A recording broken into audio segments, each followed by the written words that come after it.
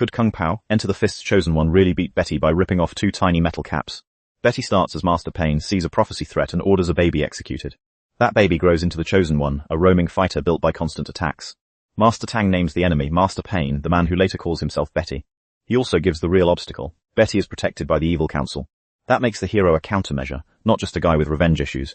The prophecy says the real chosen one carries a physical mark, so biology matters here. That mark is Tungi, and later clues prove it is not just a gross visual joke. Betty's baseline is already superhuman. Public intimidation is basically his warm-up routine. The first real test proves straight combat fails. Betty's iron claws overwhelm him immediately. The narrator even says he is not ready, so punching harder is not the win condition. Ling's father gives our first rule: the tongue has real supernatural power. Rule 2, without that power the council side is basically invincible. The spirit says weakening Betty is step 1, which means his defense can be removed. Betty confirms it himself. The chosen one alone can disrupt the council's plan. And he specifically names Tungi as the other threat, so that clue is real.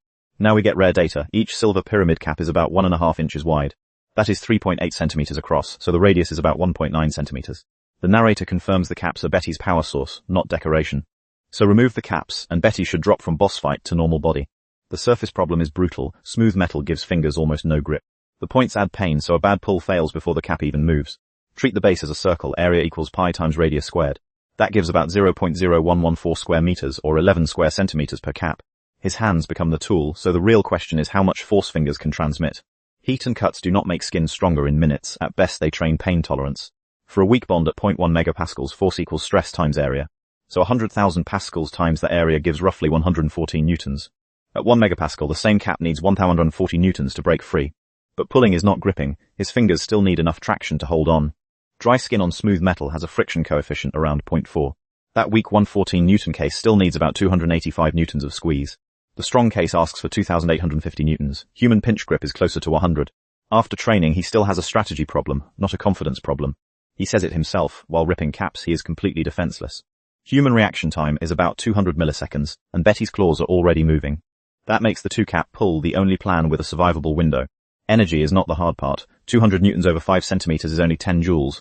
Then Betty reveals the council are aliens, so this is not just a martial arts problem. This is where Kung Pow becomes alien weapon logistics. Follow for more movie logic like this. The paralyzer proves Betty's side can win without even touching him. A second shot means this is reliable crowd control, not a lucky gag. The spirit's stars above clue pays off right before the counterattack. Opening his mouth matters because the attack vector is biological, not martial arts. The council's panic says Tungi bypasses the tech Betty was relying on. With the backup disrupted, the cap removal plan finally has room to work. Real-world verdict: he loses if those caps are bolted or strongly glued. Movie rule verdict: he wins only if the caps pop under about 150 newtons. Would you use bare hands or bring pliers?